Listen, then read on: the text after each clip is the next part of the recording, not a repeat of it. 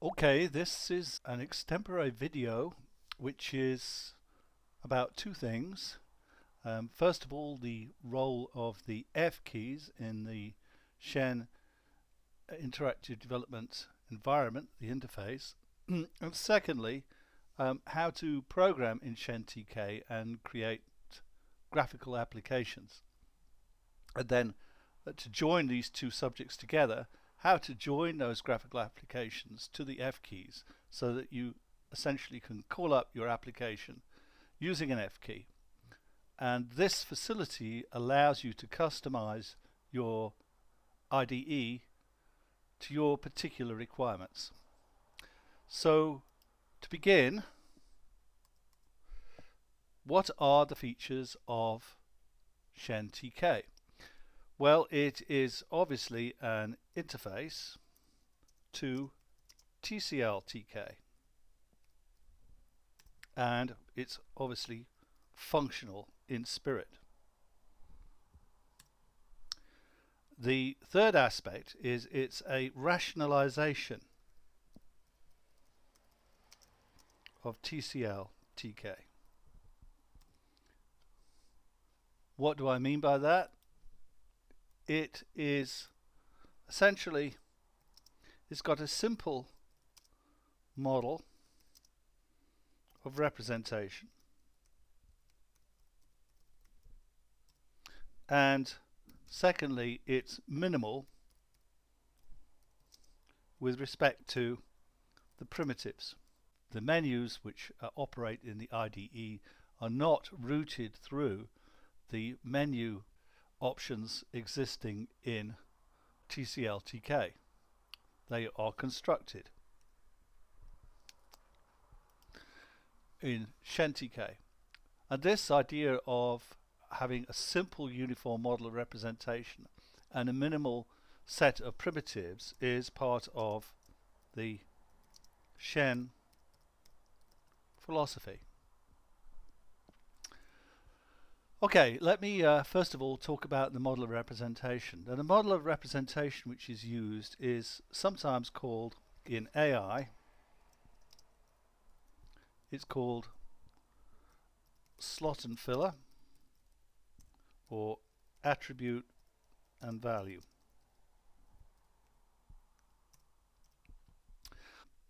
The idea is that essentially you have an object which has an attribute like, or let's say something like size, and it has a value like say 60 centimeters.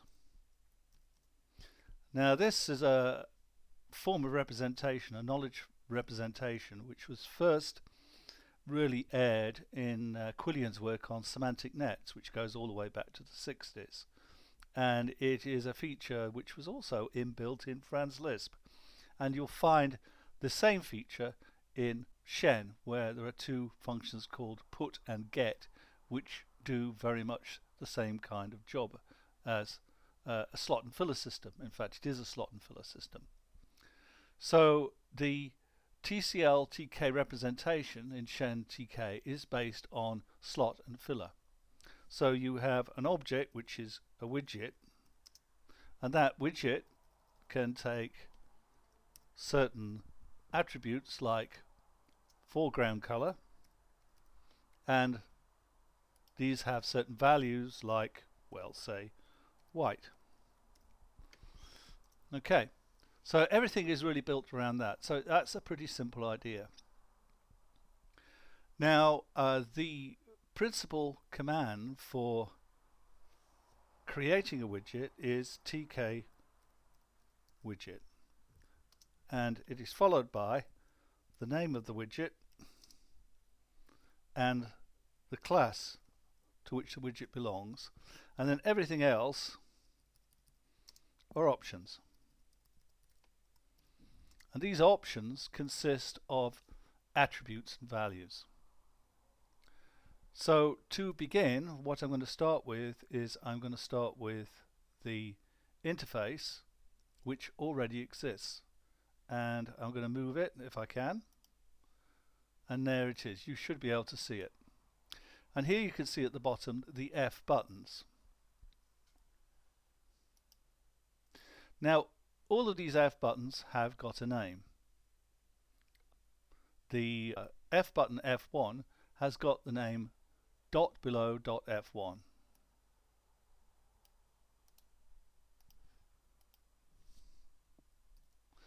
And not surprisingly, all the others, F2, F3, F4 and so on.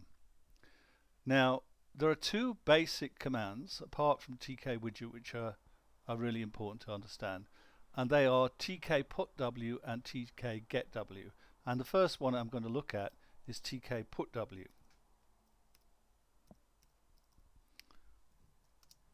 And this enables us to put a value into the attribute slot of a widget. So in this case I can see that, for example, the text attached to the widget below .f1 is the string f1 and it's displayed as such. But what I want to do is I actually want to change it to something else. Now what I want to change it to is obviously going to be dictated by the application that I want it to call up. And in this case what we're going to do is we're going to build a calculator. I've chosen this example because it's complex enough or big enough to be interesting and to teach something, and yet it's short enough to fit it into a video. So that's the way we're going to do it. So what we do is we first of all select the attribute, which is text. Now these attributes, if you want to know the full list of them, you can find them in any documentation on TCL/TK. They are multitudinous. There's loads and loads of them. This one, minus text, controls what's displayed on the button or the label. So what we'll say is we will call it calculator.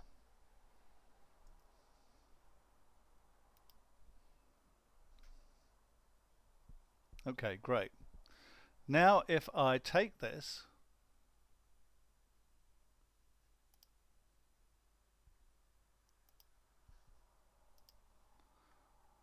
and I type this into, or shall I say even paste it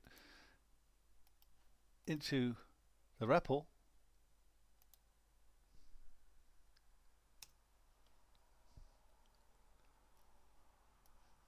and I now look at what I've got, I have it.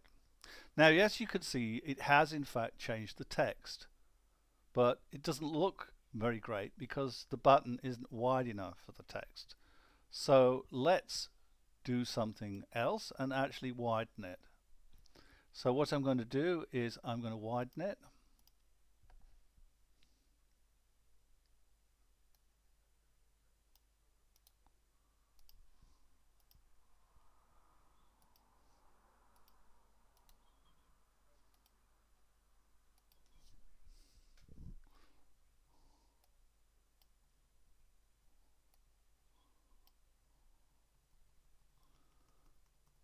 And so now I've actually told it I want a width of 20. So let's paste that in.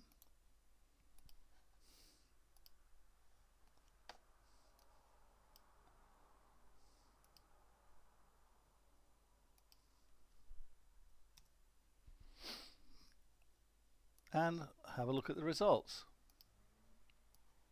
Much better. Okay. Now, finally, if we click on calculator, nothing happens because there's no command associated with it. So last of all, what we'll do is we will associate a command, and we could do it because the F1 is a button.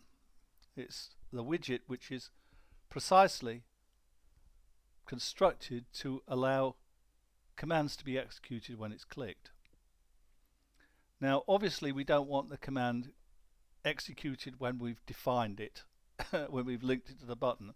So what we do is we freeze it. So every command is a frozen expression and it is stored when the button is depressed.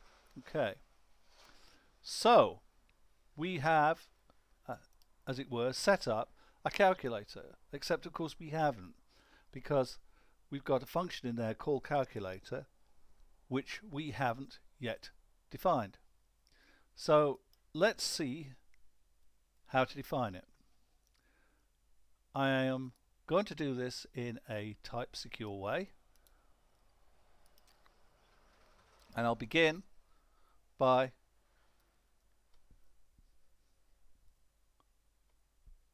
defining call calculator, which is by far in this program by far the largest part of the program. The whole program, by the way, to reassure you, is about 70 lines, in fact 70 lines exactly. So it's going to return a symbol. It's a zero place function. It just does something. It doesn't need any parameters of any kind. And the first thing to do is to create a window. So let's make a window.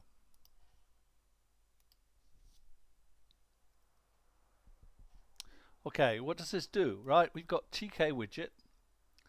We have got the name of the widget. We've got the type of the widget. And then we've got these options.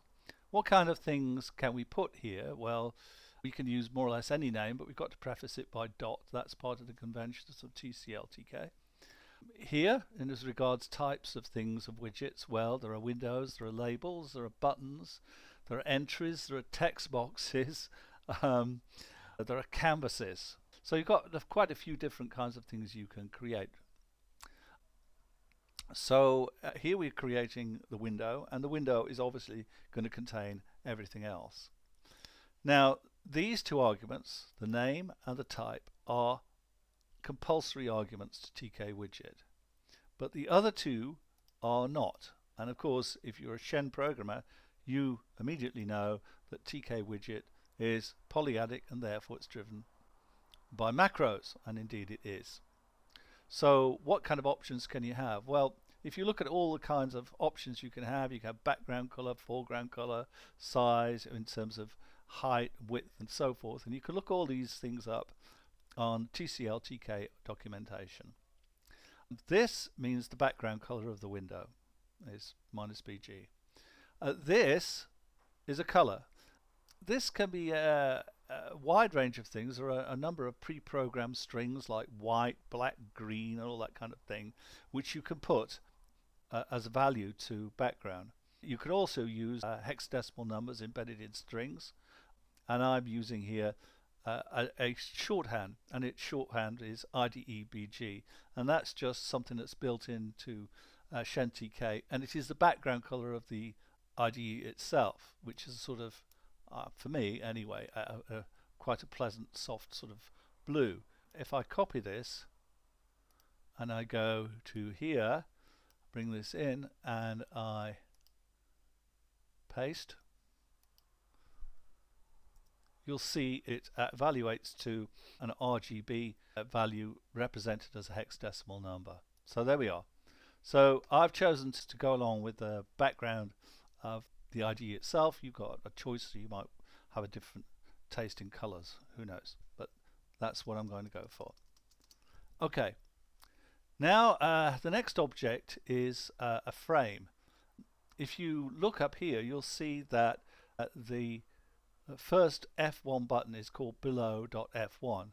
That means that it is a button F1 which is part of a frame called below.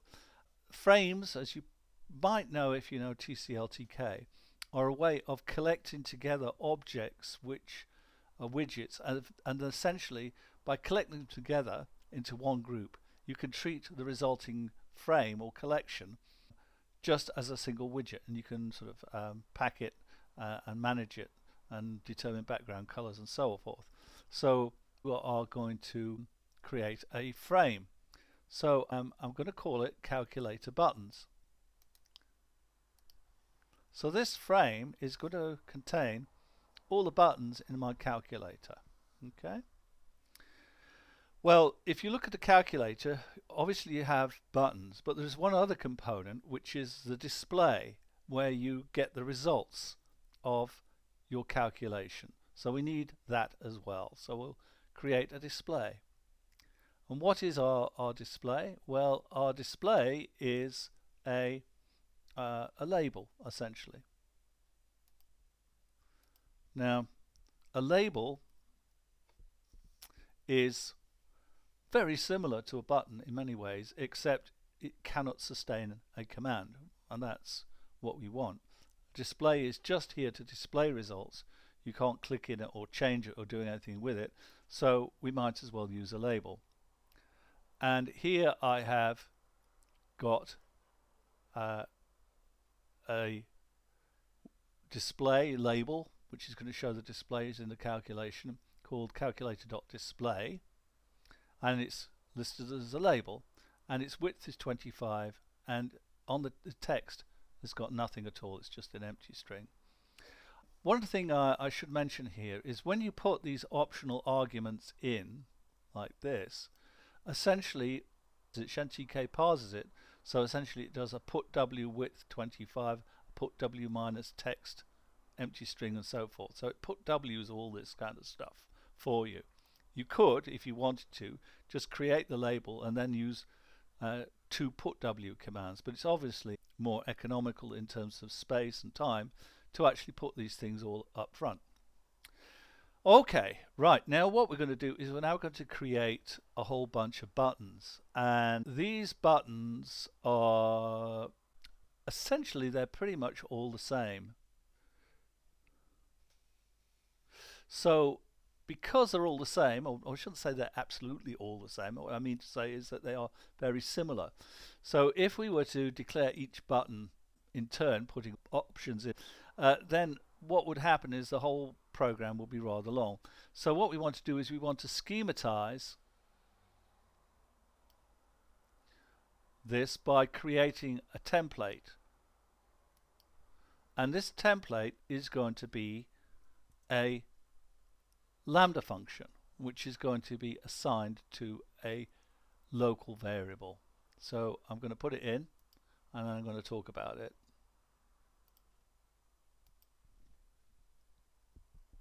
Right, here it is.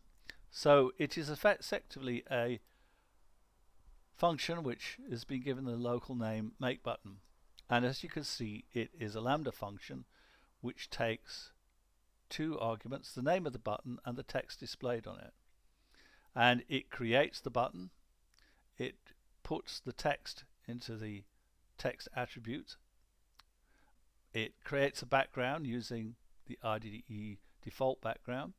The foreground, that means the text, the color of the text actually displayed on the button, that's white. The minus relief flat, well, that means essentially the button is not going to be raised, it's going to be flat, flush with the rest of the frame. Width is going to be 5. I'm actually not quite certain, talking here, what units are used in TCL/TK but to display width, but it doesn't really matter because you essentially do this by eye but as much as anything else, and you put the width to suit the way you want your display. And finally, the command is and it's obviously frozen, is to show the text in the display, this display being this label up here.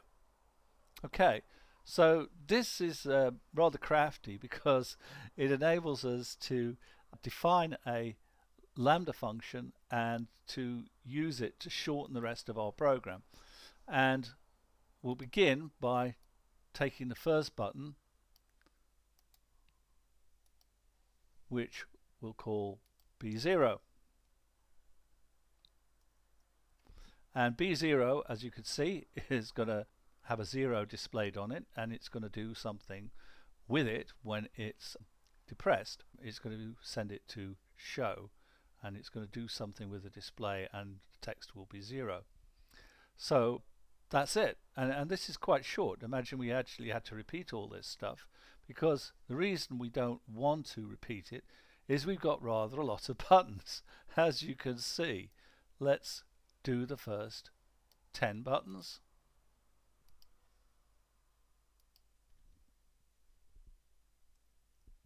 Okay, so here we got the digits Right, great. Okay, we've got a few more things to put in. And as you can see, we've saved a huge amount of space here because we have schematized all these buttons, and therefore we can just create them in a very succinct way. So let's do the rest of them.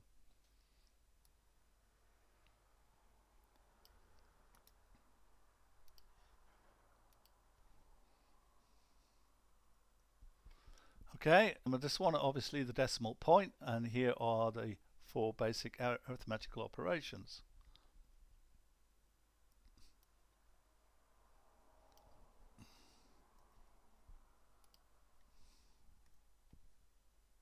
I chucked square root in, mainly because actually I wanted an even number of buttons, and I found on my first attempt I had 19. I'll explain why it's useful to have even numbers in a little bit.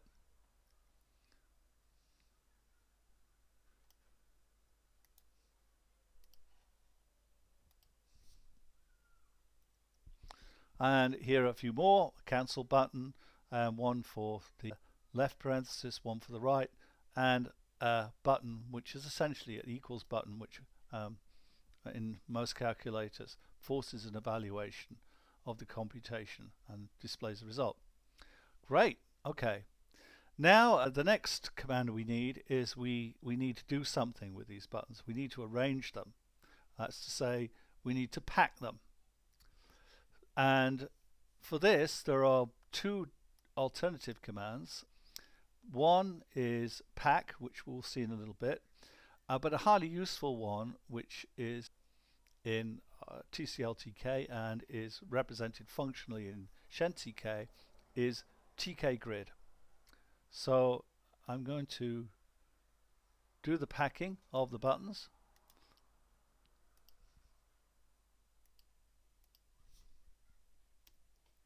Okay, now you can see what's going on. I think here is that TK grid takes as an argument a list of lists of widgets, and the widgets will be laid out in the window exactly in the way that they are represented in the argument TK grid. So for example, I can see here that B0, B1, B2, B3, B4, those buttons are going to be laid out in a row, and then below them are going to be B5, B6, B7, B8, B9, and so on. And so I've got a layout, and I can see here from this I've got essentially 4 rows of 5, meaning I've got 20 widgets packed up in here. And now you can see why it is that I said I wanted an even number. Grids really lend themselves to even numbers for obvious reasons. You want to have n rows of equal length. So this is the reason why I went for 20. I would have had 19 otherwise. And also, of course, it splits up nicely into 4 rows of 5. So there we are. Okay, now when we actually do this, when we actually pack this, what we've actually done is we have packed these widgets within the buttons up here frame. But in order to actually make this whole thing appear, we actually have to pack the frame itself.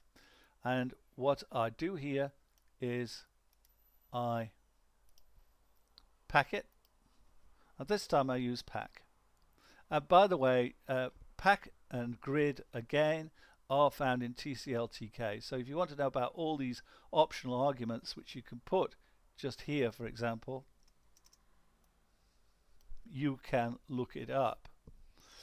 Here I've got TK pack, which is much simpler. It says I've got 2 widgets, display and frame. I'm going to pack them from top to bottom, and I'm going to put 10 units of width in the vertical axis between them in order to make the display less cramped. So this again, these are options, and you can look in TCL/TK and you can find out what those options are. So it's all very rational really. And I'll just do OK, and that is the end of that function. Okay, great. Now I'm going to look at the next piece of the puzzle, and as you can see, it's got something called call calculator, and call calculator actually uses a function called show. So when you click on one of these buttons, this show function is called up. So I have to say how the show function works. So what does the show function do? Well, the first thing it does, if I go up to the top here again, is it takes the display, and the display is a label. So its first argument is a display. Its second argument is a piece of text, that's say it's a string. And what it's going to do is it's going to do something and return a string. So that gives me the first couple of lines. Good. Great. So now let me give you the first line.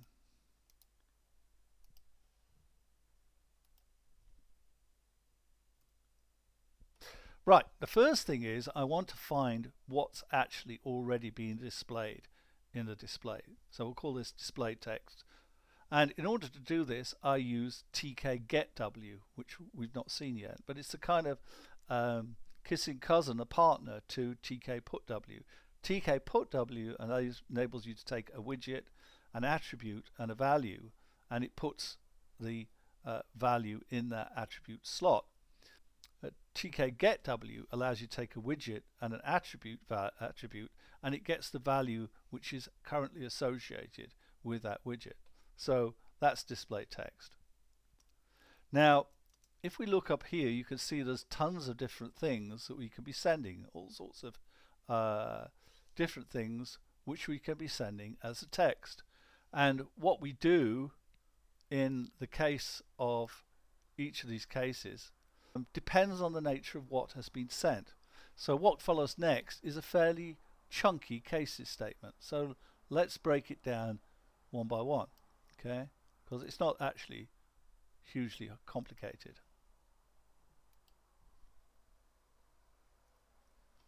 Okay, I hope that's run off a little bit. Now, digit, by the way, I'm using the standard library. I always suggest if you're programming in Shen, use the standard library, which actually is now incorporated within the Shen library itself. The Shen library is essentially the union of the standard library and the TCL, TK stuff and stuff on concurrency. So when you've got the library loaded, you've got this loaded. And digit is a library function which simply looks at a piece of text, a string, and sees if it's actually got is representing a digit. That's to say, it's just got a single digit inside of it. So this is the situation where we're clicking on one of the buttons, the numeric buttons here. What do we do? Well, what we do then is we take the display object, the label, and we take the text attribute and we associate it with the concatenation of the display text with the text which is putting in. In other words, for example, if I type a 0 in or click a 0 on 0, what happens is that 0 will be stuck at the end of this display. And these, which I'm just going to change the indentation just so that it fits on the screen and you can see it. These are all exactly the same. They're doing exactly the same things. So there's no real need for me to comment. It's doing exactly the same thing as the first case.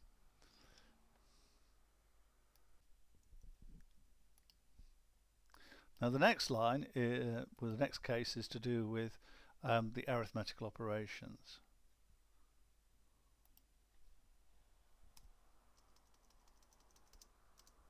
So if the text is an arithmetical operation, then what we do is put the arithmetic operation into the text as before, but we space it.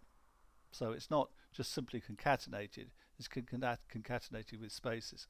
And that That means when we read it back, as we will do at the end, it's nicely separated from the numeric components.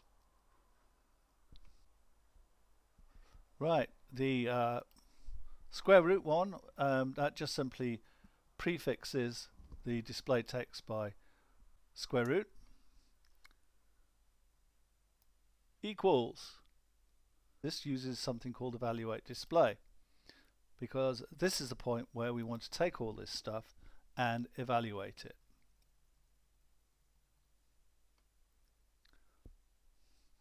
So it takes the display object, the label, and it also takes as an argument the text which is displayed upon it, and it's going to evaluate it. And last,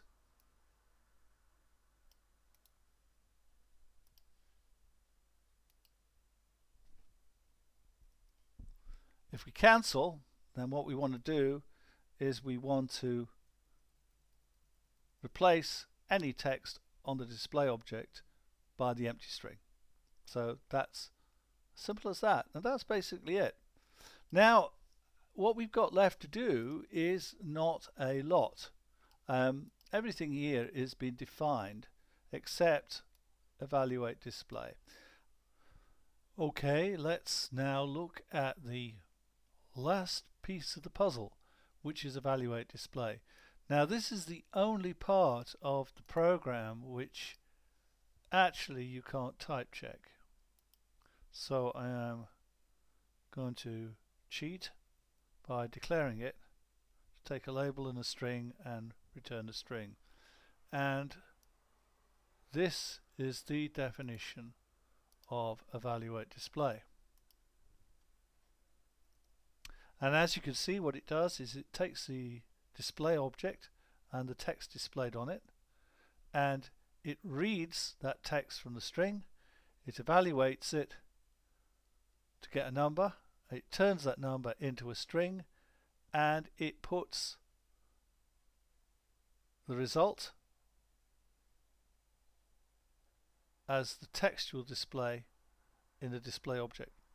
So it evaluates the contents of the string, turns the evaluation, the number evaluated, into a string, stores it in result, and then puts it into the display. And that's basically it, apart from one small detail, which is that our notation that we're using is infix.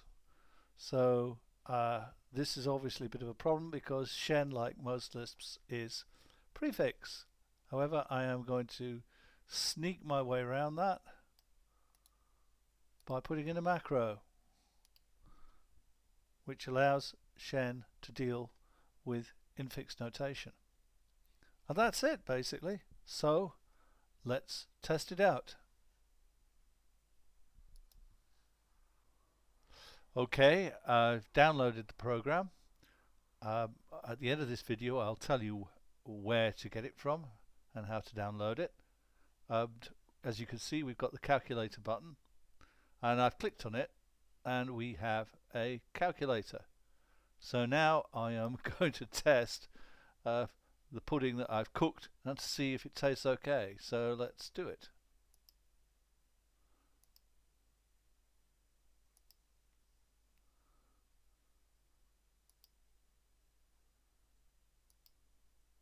Oh, that looks good. Let's do a multiplication.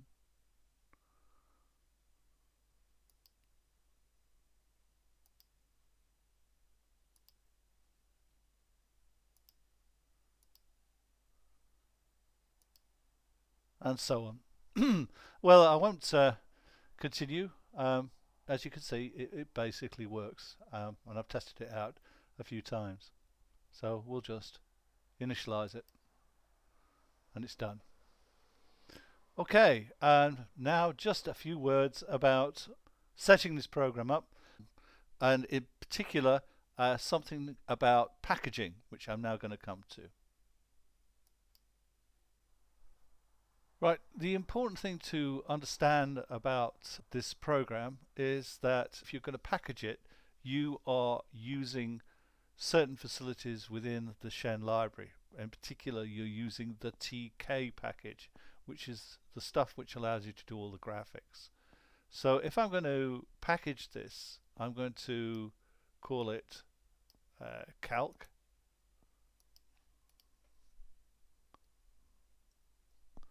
The first thing I have to do is to take cognizance of the fact that I'm using all this TK stuff.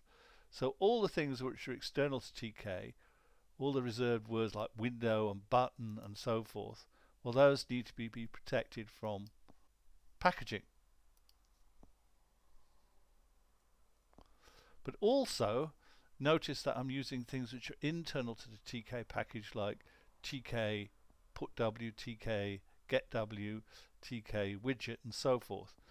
This is following the convention which I'm now adopting. Any function which is external to the standard library is not going to be pushed into the public namespace. So all this stuff which is internal to TK, that needs also to be exempted from being renamed. And last of all, we've got all these widgets which we've actually created, and there's quite a list of them, and we have to make them exempt from renaming as well. So there we are. So that is essentially the package convention that I'm using here. And if I actually look into the driver for this program, for downloading this program, for using it, what it does is that it looks like this. And as you can see, we have declared the external symbols in this package. And then after that, we have a series of instructions. The first one to switch the type checker off, because there's a certain part of this program which we can't type check, as I explained before. Then here, after having loaded that, here what we do is we enable the type theory for TK. There's quite a few types to TK. It's quite a large theory, and so by default I disable it. If you're writing your own app and you're not using it, it's just a lot of dead wood, so you don't really want it, so you use it when you need it. So here I've switched it on, and here I've switched the type checker on, and then I load the main program, and then finally I disable the TK type theory because I don't need it anymore. So that's basically it. It tells you, I think, a fair amount about the Shen TK and how to use it. If you want to know a little bit more, you can look in the IDE folder where you'll find a whole pile of code which defines the IDE as about 450 lines or more of code. This one's about 70 lines, as I said before.